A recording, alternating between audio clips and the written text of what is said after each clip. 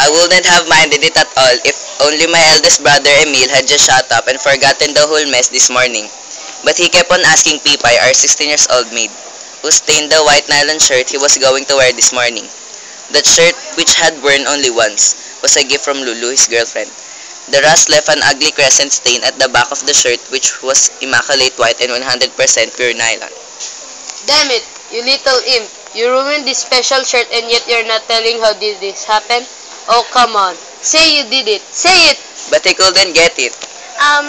From Pipay, who was then on the moments where tears will fall from her eyes, Pipay is mute and the way she looked was pitiful.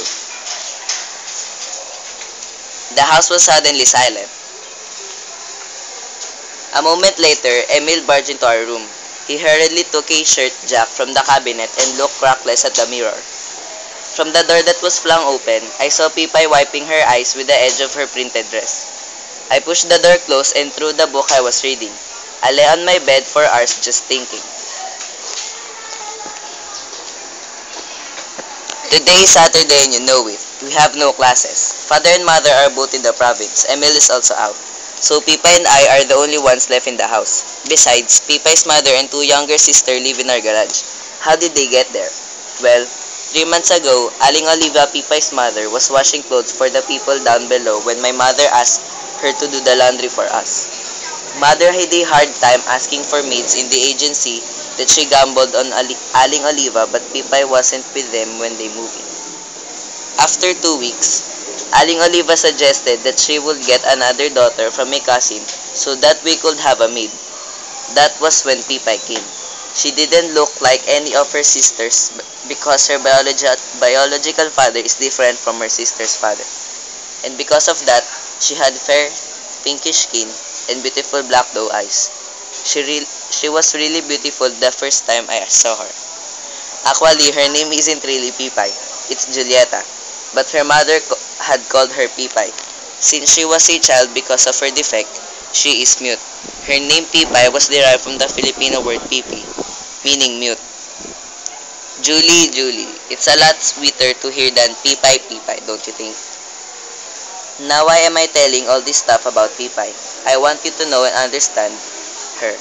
And I was telling you how Pipay came into our lives. Molly! Wala ba? Someone is calling me. Bad trip. Do you know the feeling that when you're reminiscing the moments you first met your loved one and somebody just got in the way? It's so freaking annoying. But the voice didn't sound familiar at all. Maybe it's Pipay who suddenly started to talk because she was shocked at the words Emil told her. But that voice, it sounded more like a man. I went out of the room and found the living room with no one. Hey Molly! Hey, are you home? The voice called again while banging the door. I opened it and saw Vic, one of the guys in the school that you wouldn't want to talk to. He's really fat and very green, if you know what I mean. Hey Molly, I caught you right this time, huh?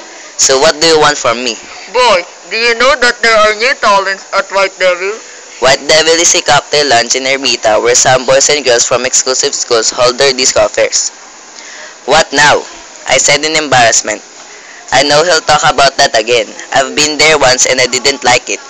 The new talents are so terrific. I've invited the whole gang except you. I didn't get to see you yesterday at the gym. But I can go with you. I've got to study for the test on Monday. What's eating you? I'm telling you all these gorgeous talents and now you're telling me that you've got to study for a test? Boy, you'll be missing lots of fun. Why don't you invite me some other time? I really need to focus on my studies. Oh, come on, Molly. I'll pick you up at 7. Tests are no match for 36, 23, 36. You'll see there. I don't want to go. I said I don't want to. I really flared up and because of it. I didn't even notice Pipay entered the room. Vic wasn't even listening to me. He was looking at Pipay like a wild dog who hadn't eaten for days. Okay, chill down, Molly. I know why you aren't interested about coming. There is a lovelier talent here. Well, I guess I better be going. Bye, Molly. See you soon. So freaking annoying, Vic. He even dared to wink at me just because of Pipay. How relieved I was that the fat slab was gone. I wouldn't thrown him out of the window with no grills, and if he was just about my size, he's 50-50-50, you know. That giggle, I'm sure it is from Pipay. Her small hand just tried to suppress the sound, but she was already gone before I can tell her anything. Anyway, I'm happy Pipay can giggle now. She has such a courageous heart. Maybe it was why I like her. A brave little lady. You know what? I feel like giving her a kiss on her cheek. But I don't have the nerve to do that this time. If I have the guts, I will do it and give her the poem I wrote last night. It goes like this.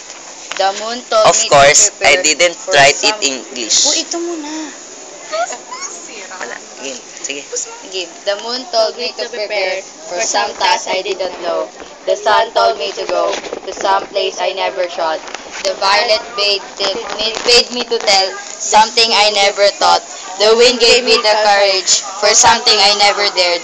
And they all said in chorus, it's time, it's time. It baffled me for days before I realized my heart's been dead for days and dead till now because only the flame from you can spark it to light anew. Of course, I didn't write it in English, but I postponed the poem giving ceremony.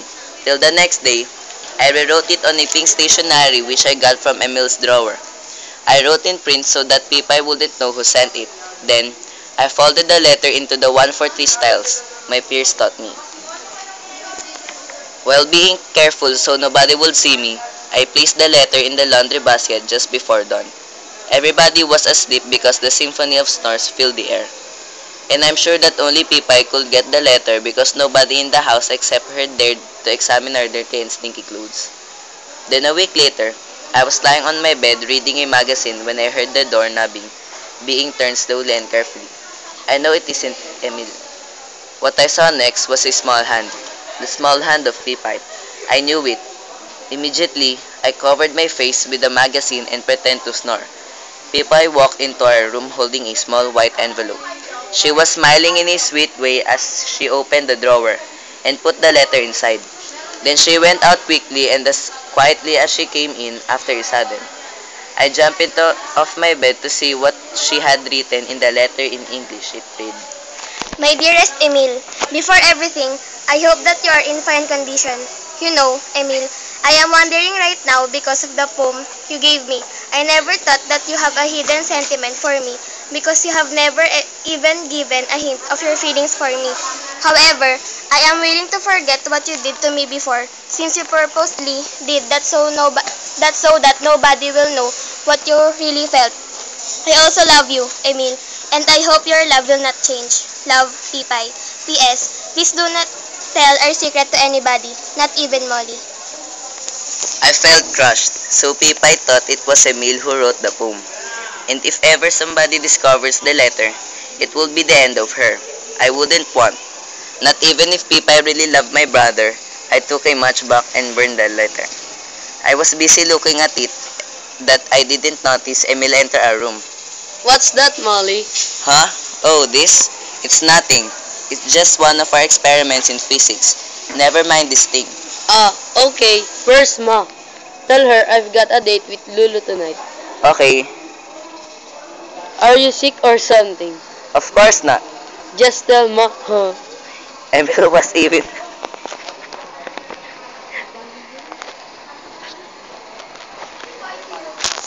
Emil was even humming a tune when he went out of our room.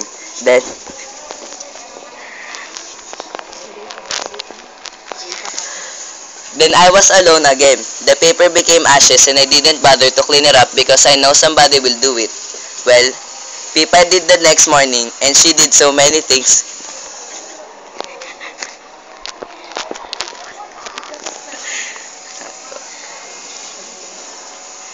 Well, Pipay did the next morning and she did so many things in the days that followed and she's doing things she never did before. It was Emil this, Emil that, while I tried to nurse my broken heart. It really hurts to see a loved one loving another. Pipay was my first love and my first heartache.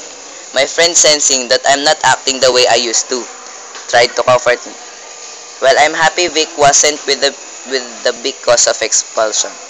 Vic will just ruin my moments of grief. He'll just say things and stuff about White Devil and other greenly things. I took my time playing basket in the next few weeks but I still had my thoughts of Pipay.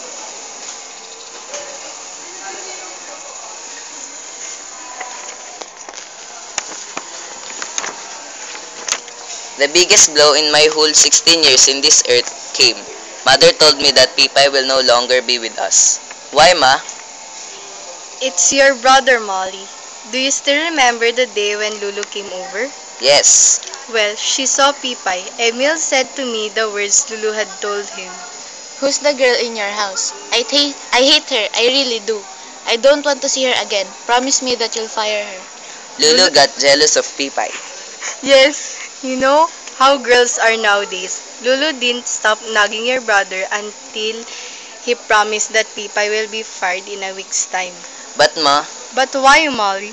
nothing. I was just thinking if... If Never mind it, Ma. I wanted to protest then. It's so unfair. If Emil didn't like her attitude, why did he just ignore her? Her only fault was that she felt she was really in love. In a week's time, Pipay went back to her aunt's place, never to come back, I think. Oh, please, Pipay, return if possible. But still, her mother and two sisters live in out garage too. Before the scenes and times were complete, now I'm missing a lot of things. I miss the times when I can talk to Pipay. I wouldn't say I cry at night. Yes, I got lonely sometimes, but I try to be like Pipay. I'm almost a man now, you see. Tomorrow, I'll be 17, and I know that there's another chance for me to be successful.